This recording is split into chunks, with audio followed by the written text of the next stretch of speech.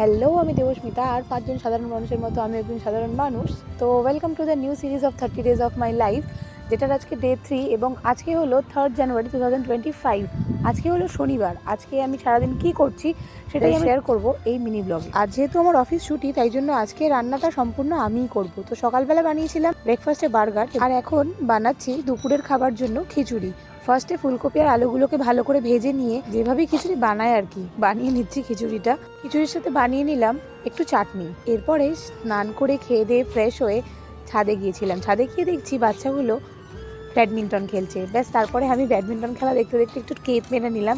Cape মেরে নেওয়ার পর আমরা বিকেলবেলা চলে গেলাম মেলায়।